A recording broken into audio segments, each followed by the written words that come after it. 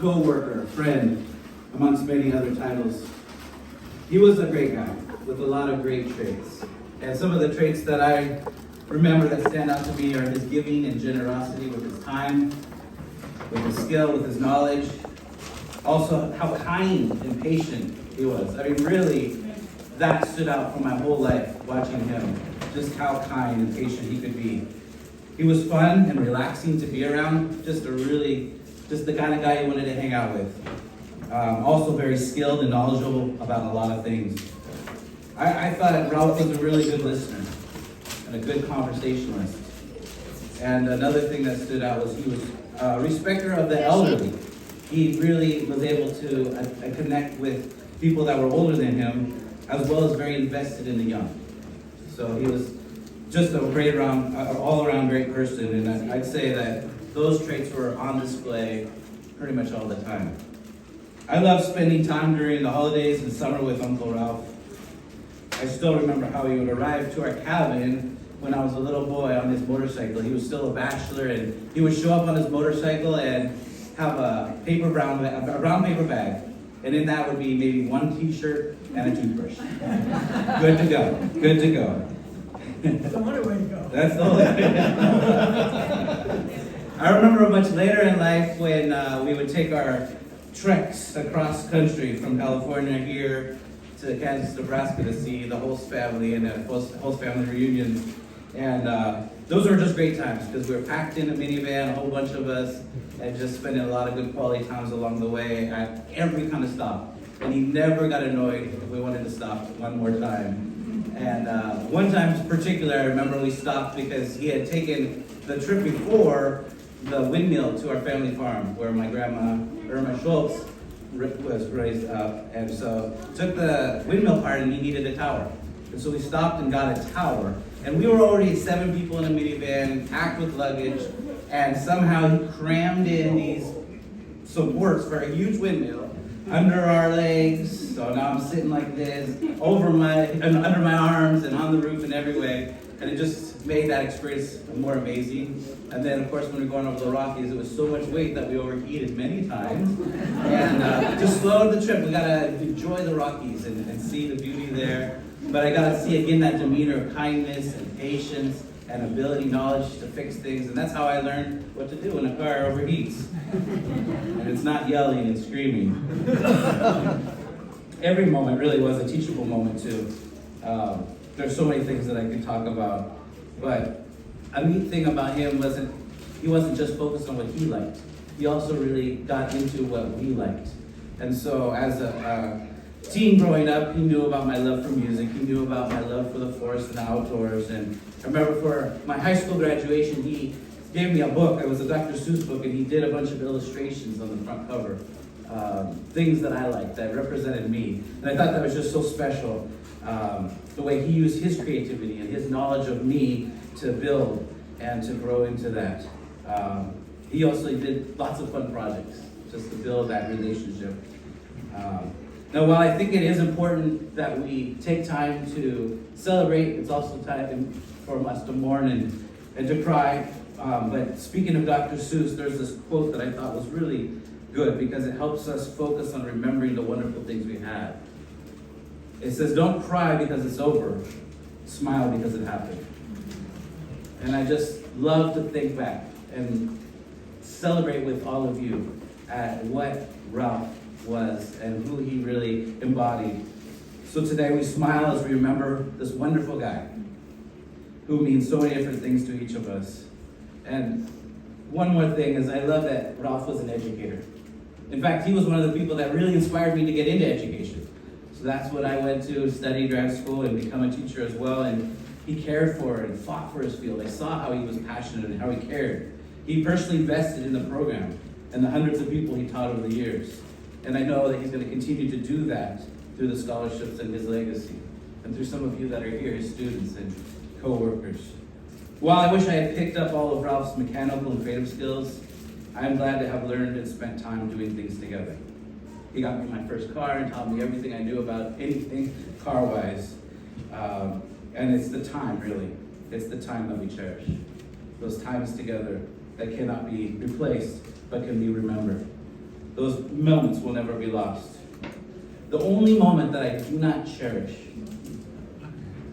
was actually in this house. We were up on the roof, and there was a wasp nest. And he thought it was a great idea to show his nephew how to take care of wasps. We had the spray stuff that works if you hit the bugs, but not so much. So we ended up having a lot of bites, and that really hurt. So not happy about that one, Ralph. Wish we didn't go there.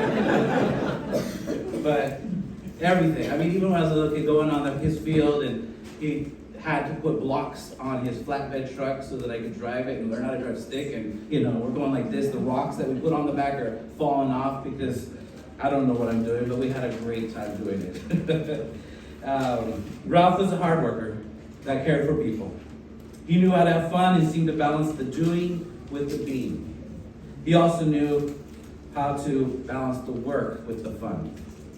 Honestly, watching him time after time take the time to sit and listen to different people, whether it be myself, as I mentioned, the elderly, or pull up his pants and kind of kneel down and look eye to eye and talk and have a genuine conversation with a small child, my kids included, was something that taught me about how to value and care for people, giving them a part of yourself and maybe what's most valuable, that time.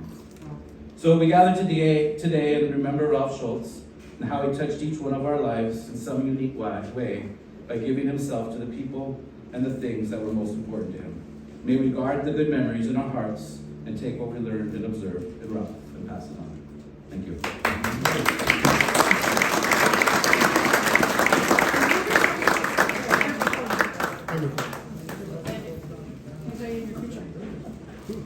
No.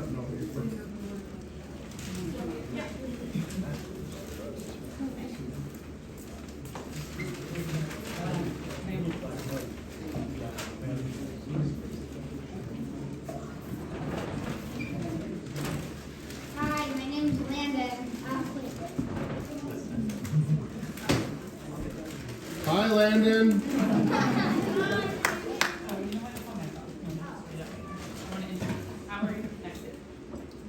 I'm his grandson.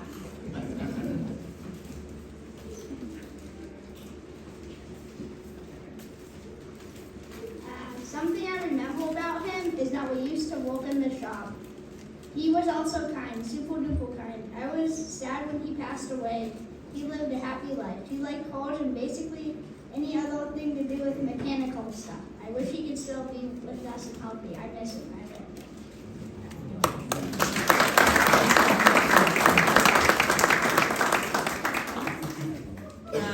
My name is Bonnie and Emily, and we were lucky enough to have Ralph as a dad. And we just want to thank you all for being here and for making the journey. Try not to cry throughout the entire thing. Okay. Oftentimes when people pass away, we tell ourselves that they are in a better place. When Ralph got diagnosed with dementia and Parkinson's 3 years ago, we saw the changes it made to his body and his mind. He slowly became a fragment of the man that we all knew and loved. And then on October 10th, when we got the news of his passing, it was hard not to believe that he was, in fact, in a better place. A place where his mind could be free, his body could move at ease, and where he became back to the man that we all knew and loved as well. And as much as it gives us comfort knowing he is in this better place, we also can't help but think what a better place he made this side of earth for my sister and I. Ralph came into our life when I was 6 and Bonnie was 3. He was quiet, bearded, and wore some very thick glasses. And although I was young and don't have a lot of concrete memories of him at this time, I do have some very memorable good feelings. Ralph brought love, compassion, and calm to our house. He had the amazing ability to slow my mom down, which we all know is a challenge in itself. He would hold her hand and force her to walk more slowly and literally stop us all to smell the roses. As we got older and started elementary school, Ralph would show up for us in a variety of ways. He would pick Emily and I up from our band recitals and take us to Carl's Jr. over our orders of chocolate chip cookies and his beloved bacon western cheeseburgers, we would just sit and chat. Calmly, patiently, and ever so presently, Ralph was there. And then there were the road trips, which Chad touched on, and family vacations. The trip across the United States where he would patiently wait for us to stop at every souvenir shop and buy the same mini rock sculpture from every state we visited. Wait for us to find and put on our shoes at every restaurant. It's still true to this day. He would watch us paint figures at our beloved family camp each year and try desperately to share his love of fishing, which luckily he passed on to Joe. The few times we had enough patience to join him, we would watch him so methodically do what he loved. Sit and watch the birds out in the water, waiting for the line to wiggle. Ever so patiently, ever so pleasantly. Once Emily and I were old enough to start driving, Ralph really got to share with us his passion of cars. He literally pulled Emily's VW Bug out of the water and rebuilt it piece by piece. I remember us spending hours at the U-Picket, is that pull it? You pull it, looking for specific parts to rebuild her dream car. When it was time for me to pick out a car, he helped me scour the classifieds, and then we spent many days driving around looking to find the perfect match. And then there were the oil changes. God bless Ralph for all the patience and hope he had in teaching two teenage girls how to change their oil. It was the last thing on any 16-year-old mind, but we spent many days together trying to learn. He was always a great teacher, even the most sassy of students. When we went away to college, Ralph's full-time job of moving us began. At the end of every school year, without doubt, Ralph and Mom would pull up in the blue minivan and trailer to help us pack up our stuff and move it into a new place of living. And I say place of living because some of the living situations we moved into could hardly be described as homes. My Ivy apartment, Bond's hallway, that Ralph converted into a bedroom. He did that several times. He showed up, he cared, and he was there. Always making our life, our living space more comfortable, more loving, more peaceful. As we got older, Ralph continued to amaze us with his generous gift of time.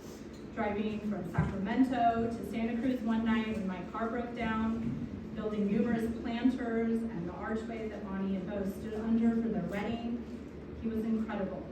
Everything he did was full of precision, patience, and love. We know Ralph wasn't a big talker. He always found a quiet place to sit and observe. I still find myself looking for him at the kids' birthday parties or at the holidays. Sitting back, petting Chili, our little dog, and taking it all in. And although he wasn't big on sharing verbally, his words verbally, he had a beautiful way of expressing himself with words. I have a drawer full of letters, drawings, and little notes saying how proud he was of us, how much he loved us, and how much we meant to him. Words that he knew were sincere and from the heart. Words that we will cherish forever. However, the greatest gift Ralph ever gave me, despite the oil changes, or the moving help, or all of the letters, was becoming the most incredible grandfather to my kids. I truly believe that this was his ultimate calling in life. Bo and I have so many memories of him spending hours on the floor playing trains with Landon, reading books ever so methodically to Theo on the couch, and meeting Jojo for the first time in the hospital, wearing his pink shirt to celebrate us getting a girl. His eyes lit up when they were around, his dimples got deep, and the joy he exuded was infectious. To me, this is the greatest loss of all. Knowing that my children were only given the gift of Ralph's love for a short period of time. As we gather around today in one of our favorite places to spend time with Ralph, I want to thank everyone for being here and celebrating the life of a beautiful man. A man who showed us love through his gifts of patience, time, and acts of service. He has touched so many and will always be remembered. Ralph, Pops, Mr. Schultz, we all know you are in a better place, but we are also so thankful for making our life significantly better as well. Thank you.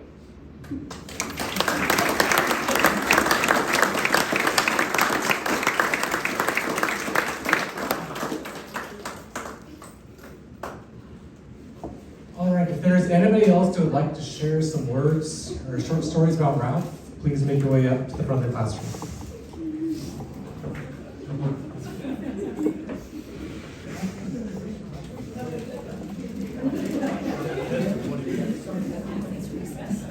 As I'm trying to make my way up here, my youngest says to me, remember, short.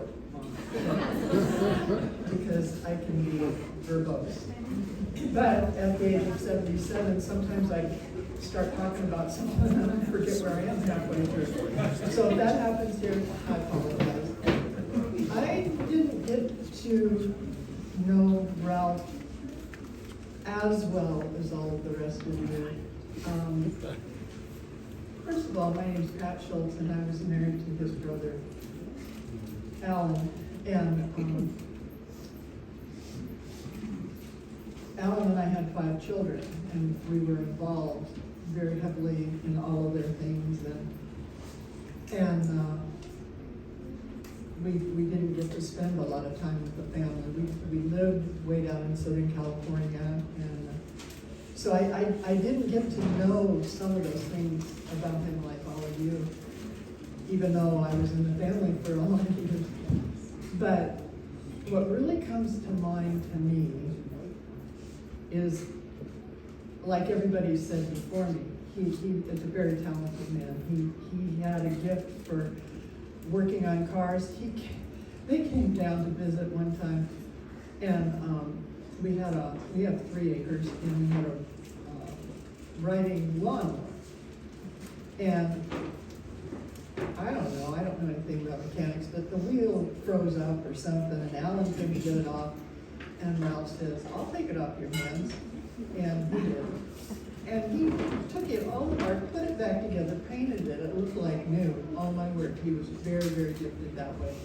But what really stands out to me, maybe because I was an art major in college, I don't know, but Ralph really had a gift for drawing and creating things.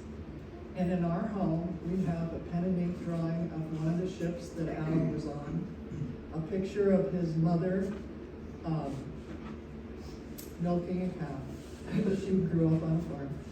And a picture of his father. I also have stationery that I could never use because I didn't want to let go of it. But beautiful pictures on the stationery. He created trivets for everybody. He made a wood frame and then wine corks. Absolutely beautiful work. I think the most beautiful thing that he made that was given to us, or to Alan, was a letter opener. And it was very, I would say, it didn't look like an eagle with all the feathers and all that kind of thing, but it was an eagle, and at the end, that was what you opened the letter with.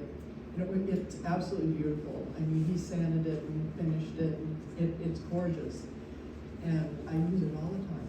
And that's what I remember about Ralph, is that he was so creative and so artistic.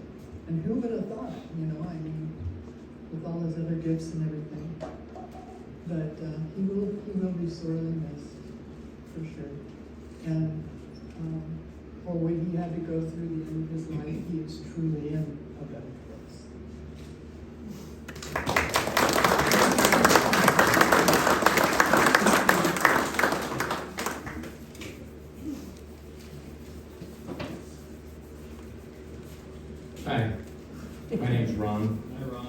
me right on. At least I like him to anyway. I am Ralph's brother-in-law. I met his sister, I met his sister when I was in college, and I knew that there was really strong, good stock there. And later, of course, I found out after going back to Nebraska, Kansas area that it was way too strong for me. So I just was thinking quickly. My wife wrote a couple-page note about Ralph, and she is too quiet and calm and has a lot of humility like Ralph, her brother. And I, of course, have very little of that. I play golf 3 times a week so that I can become more of a humble person. Anyway, so Ralph was, as everybody has said, a wonderful, wonderful man. Very humble, very forgiving, very loving, good spirit. And I remember when I first started dating his sister Karen, that I was allowed to sleep in Ralph's room while he was away in the service. And we ended up helping paint his room before he came back. And when he found out that I was dating his sister, he became very defensive and maternal, and he kind of checked me out a lot, you know what I mean? I had to shove him aside. My destiny is there. So I've been married to his sister for 52 years. She's an angel. But the first thing that Ralph did for me was that aside from being nice to me, is that Karen, his sister, always wanted, for some reason, to have a Jeep. She always wanted to have a Jeep.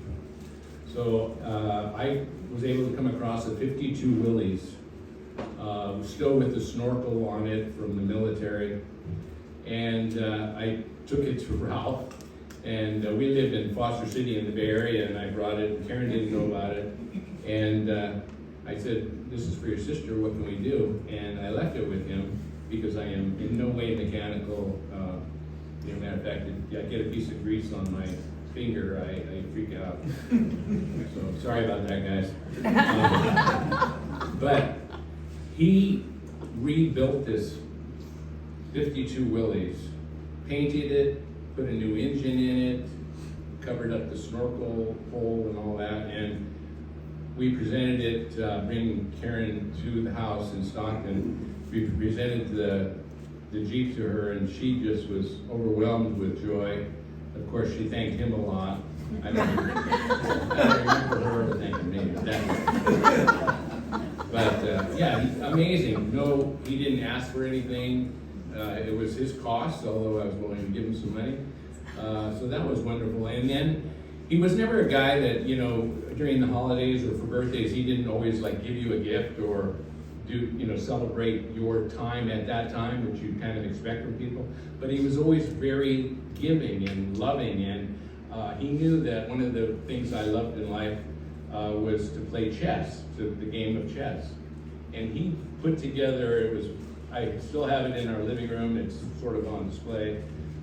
He made me from wood, putting pieces together. It's beautiful, a beautiful piece of art. And he gave me a chessboard, and I always just touched my heart, so I think about that.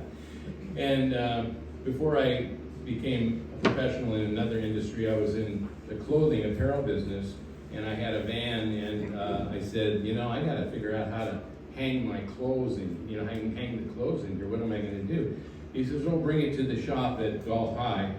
And I don't know how he did it, but you know how you can just take a piece of metal and shape it into something and cut holes in it, and he put I was the envy of the apparel business. People said, "Well, where'd you go to get that done?" Of course, he would only do it for me. So things like that, he always touched my heart by his faithfulness to God, I guess I would say. He was a true believer in that it wasn't the church he went to, but it was the people he touched. And I loved him, and he was one, well, my brother is not here. I do have one brother, but he was more of a brother to me than my brother. I really loved that man. So, good man, and I'm glad to see he had so many friends and so much family that I wish I could give you all a hug for him. Thank you.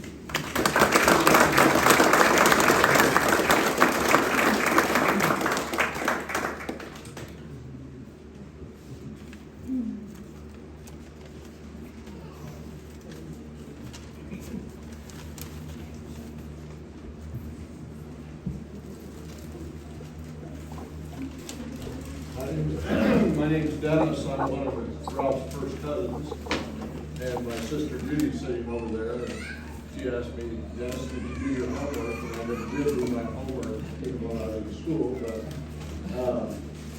Ralph won my heart when they came out, along with all the other Schultzes and all the other uncles and aunts brought their siblings out there. We had a great time. But I do remember that when we were living in Hawaii, I was in the Navy, and Ralph would come into port or visit, and he would take pictures of my wife and I and send them to us. And he said, I'm going back overseas and I can get you a watch and a camera for less than half the price. So I gave him like $30 and I got a Seiko watch and a Yoshika camera out of it. But the thing that really won my heart is when I got out of the service, we shipped our car over here and we stayed with his mom and dad, and our daughter was 1.5 years old. And here he is, you know, a single guy, and he's just a couple of years older than me. And what he do? He went and got his storybook. He laid down on the floor, and my 51-year-old daughter now still, that is her favorite picture of him and her laying on the floor and him reading her storybook. That, you know, he just knew how to win hearts. And so he was very precious to me and to our family. And I figured it was only appropriate to follow after Ron, because when he mentioned Nebraska was too strong for them, they drove their camper out one year and they went through our garbage dump and they collected all these things that we were throwing away to bring back to California. But we tried to send a banny chicken with them too one day. We threw it in the camper early in the morning, my brother and I, and we heard Karen say, Ron, somebody's at the door. There's a chicken in here, there's a chicken in here. I figured it was only appropriate, but it was all after that. Everybody back again. Families are fun, aren't they? That's great.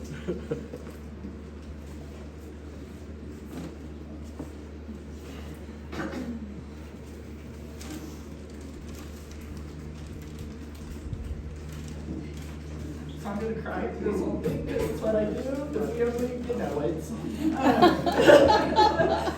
So I'm Megan, Ralph was my uncle, my mom was Pat, who was up here earlier. My dad was his brother. As my mom mentioned, we lived down in Southern California, so growing up, didn't spend as much time with Uncle Ralph and have some of those bonds. But as an adult,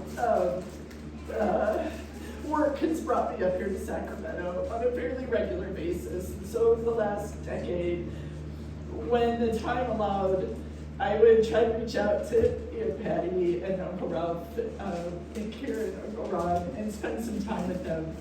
And so I would say, as an adult, one of my most favorite memories was early on, when we went to the cabin, did a little wine tasting. Y'all took me over to Placerville, and we went in the little shops, and just being able to connect with you all, connect with Uncle Ralph, and in preparation for today, I was thinking about it, and I just love how I was reflecting on how we would just genuinely sit and listen and show a genuine interest, and I was like, that's what that trip was like, you know, sitting in his cabin, and he just let me go on and on about what's happening in life, and was truly interested, and it just makes you feel special, makes you feel loved. My last memory with Uncle Ralph, So when I come up to visit, when he was at the facility, I try to go by with Aunt Patty to see him. Mostly because my background's in gerontology and I wanted to make sure they were treating him right. And they were. You chose a good place. But my last visit, it was a few months before he passed, and didn't necessarily recognize me or know who we were, but I remember heading over, and I was talking to Aunt Patty, she goes, you know what? He might like a chocolate chip cookie. And so we picked up a chocolate chip cookie from Starbucks, and we weren't sure if he'd be in bed or if he'd be up, and he just happened to be up sitting at a table in the little recreation area by himself. And I was able to sit at that table and give him that little chocolate chip cookie, and boy did he enjoy that, so thank you, Patty. That's why we had chocolate chip cookies. Yeah, but it was a way to connect, and there was no talking. And it was towards the end of COVID, so I had to wear a mask in there, so he was just kind of looking at me or whatever. And for some reason, I had to take the mask off, and I smiled at him, and he returned that smile, and there was a moment of connection. And so even though he wasn't always aware of what was going on towards the end, there were still ways to connect with him in that quiet space. And I just thank you, Aunt Patty, for that opportunity. And yeah, so connection and being able to do that even in those small moments. Thank you.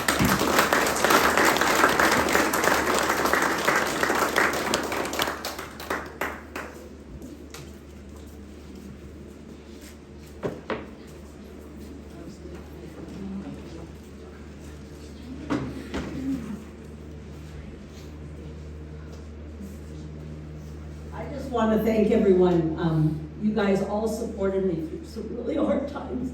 And when you came, it was really hard for me to visit Ralph when he didn't know who I was and all that. You guys would come with me, and it made it all bearable. And each one of you has reminded me of what he was like before. Because for a long time, all I remember is him not knowing who I was. And it's been really hard. So each one of you has lifted me up. I don't care if you're in Nebraska or wherever, you're there for me. Every one of you in here. And I just want to thank you. And I've had 12 people at my house for a couple nights. And can you guys stand up that have been at my house? This is my A team. They have been working. And everyone give them a hand. They have all together. And everyone says, oh, the sandwiches are great. I made like 3 of them. You know, my original plan was making all of them, but I thought there would only be like 20 of us. So anyway, they came in, they did everything, they handled all the situations, and you guys just made me shine. Thanks.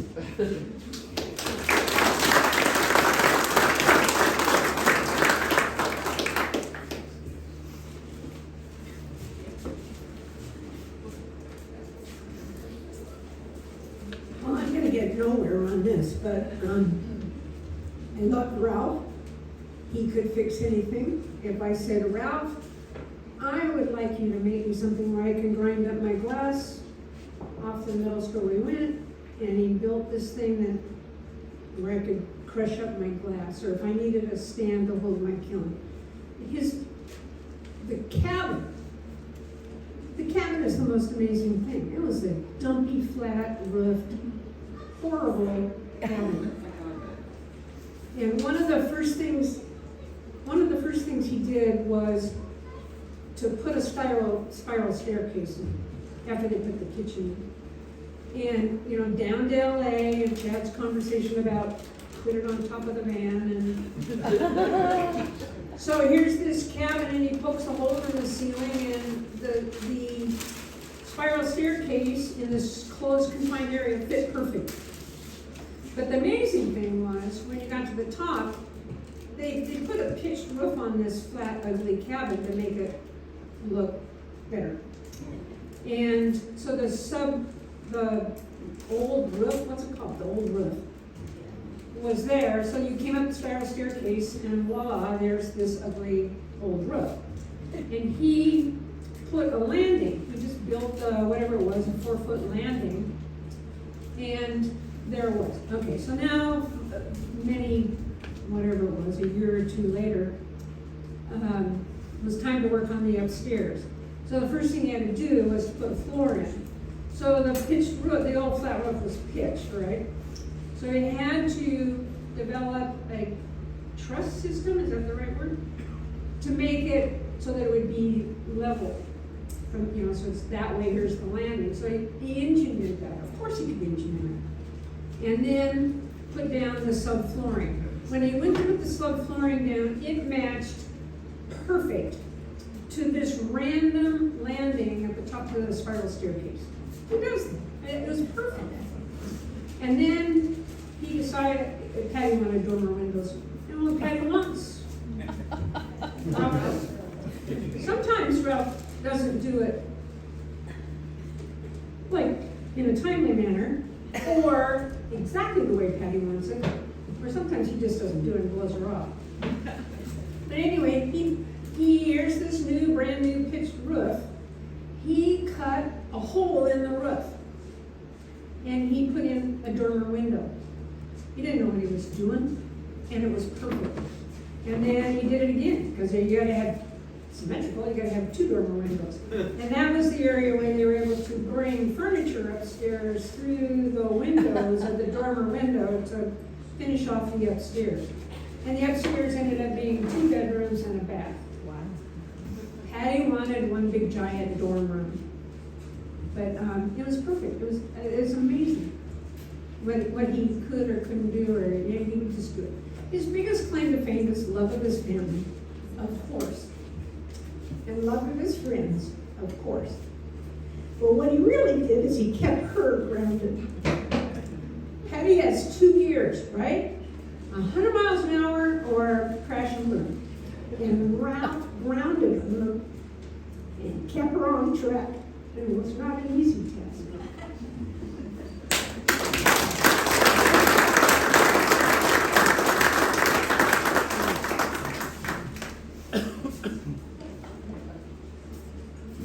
I had absolutely nothing prepared for this, so bear with me. I may get emotional too, but I would feel really terrible if I didn't get up here from all the years I knew him and also all the years I taught with him, and just having the chance to be blessed by him. My name is Ann Millay, and I hired Patty. I also was on the hiring committee for Ralph. And so I'm the oldster in the group. I'm the one who's been in the district the longest. And whenever I think of Ralph, the reason I made this shirt is because I got to tell you about the first time we ever had a conversation. After Ralph got settled in, I happened over to his room one day, and just by, how he would meander in his conversations and be Mr. Mellow, we somehow got on the topic. I have no idea how, of the Vietnam War. I was this. He was this. And I did not know how that would mesh. I quickly learned that Ralph was one of the most open, thoughtful, introspective, caring, understanding, and patriotic people that I'd ever known. And what we discovered through our conversation that lasted almost 2 hours is that we were just flip sides of the same coin. We both loved our country. We just believed that we could do it in different ways to try to end the war. That was my introduction to Ralph. And then my beautiful coworker one day comes and she's got these short shorts on. And she's looking, she's a hottie. I'm like, hey girl, it's after school, and I'm thinking, what's going on here? And I see her tootling out of my, out of our department, and I'm thinking, where's that girl going? She's staying on campus. She doesn't have her car. And I find out that she's tootling over to Ralph's. We had always, some of us, tried to make that connection, but she was very coy about it, as was he, and we're like, pushing hard. And it was so adorable when we finally found out that, yeah, the flames were, fired up. And these two were perfect. Judy said it so well, yin and yang. They were the ideal mates for each other and also dearest friends, supporters, loves of each other's lives. And when I look at the kids, and all of you, his baby sister over there, and his brother-in-law, and all the ones who've come in from all over the country, Judy's so right. There was nothing more important to Ralph than his family. Nothing. I mean, he loved all of us on the staff and his friends. I mean, well, he was family. He is family. They're family. But his family was everything. Everything to him. And I didn't get to see who was speaking. Is it Mark, the first gentleman, the nephew? Chad. Where is he? Oh, Chad. I was so touched by that. I should have been watching. I would have been bawling though, so it's a good thing I didn't watch it. But you were wonderful. Chad summarized it so well, and so many of you did, that for Ralph, he would have walked fire. He wouldn't have given you anything. He would have, and he did. He dedicated his whole life to his family. And even when he was at the end of his life, even when he was struggling, remembering, he would always talk about his family. He adored his grandchildren. We would sit on his bed in the skilled nursing, and he would get out the book, and we would look at the pictures and go through the memories. And it was so touching, just how much that meant to him, how much you meant to him. And I hope you always know that. He was a keeper, and he was the best. He was the best of what we offer on this planet. So blessed to have met him and known him and loved him and had him be part of my family. So we love you, Ralph. And, savor this, because this is his legacy. Thank you.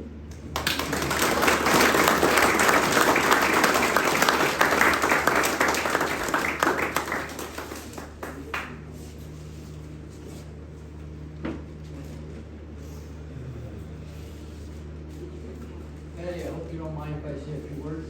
Oh, I love that girl. I was just sitting here listening about Ralph. And I thought I'd share some things with you about where he came from before Patty ever met him. Okay. I'm a cousin. My name is Holst. He came from the Holst family out in Kansas. And his grandfather is probably where he got a lot of his character. His grandfather came from Germany. He was 7 years old with a sign around his neck saying, "My name is," and his passage was paid by his uncle out in Kansas as like an indentured servant. Can you imagine? And he worked for 7 years on that farm to pay back his passage from Germany. So that's the kind of person his grandfather was. And when we go to visit Grandpa Holst from the farm, he had some really ingenious things that he did that probably kind of spurred ideas in Ralph's head. He had a well outside the front door. It wasn't a normal well. It was a soda pop well. It had a little type of like a double-tiered cabinet that you could close. You put all the soda pop in there, and then you could crank it down. And the water would keep it cold. And then in the hottest summer, you crank that sucker back up, and we'd all have a soda pop. And he was the first guy that ever gave me a beer. When there's a place called Herkimer, Kansas, not far from where the farm was. And Herkimer, Kansas had a place where they had a store at one time. It just had a gravel main street, cars parked like this, as they came in. And up in front of the general store, they had rocking chairs where all adults would sit. And across the street, they had this area between the bar and another store with a big screen, and they play silent movies like kids would sit there on the benches in the summertime. Well, anyhow, all I want to say is Ralph got a chance to see that stuff. He was a part of it. And we would play, go look for the kids up in the loft. Let's go find out how many potatoes are under this potato plant. Let's go find out how many eggs are in the chicken, and that type of thing. He was there. So that's all I wanted to say is, he came from a very interesting German family called Schleswig-Holstein, okay? And that's all I wanted to say.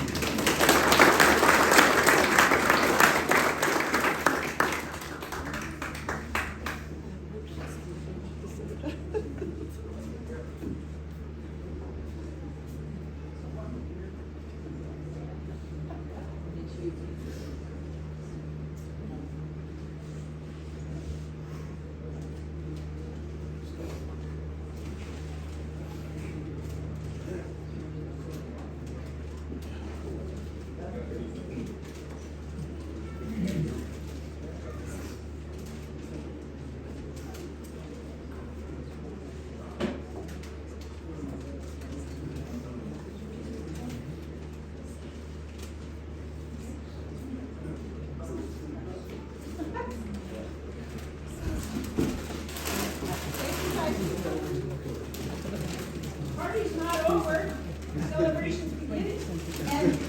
And there's something over here, we have to leave the all around here.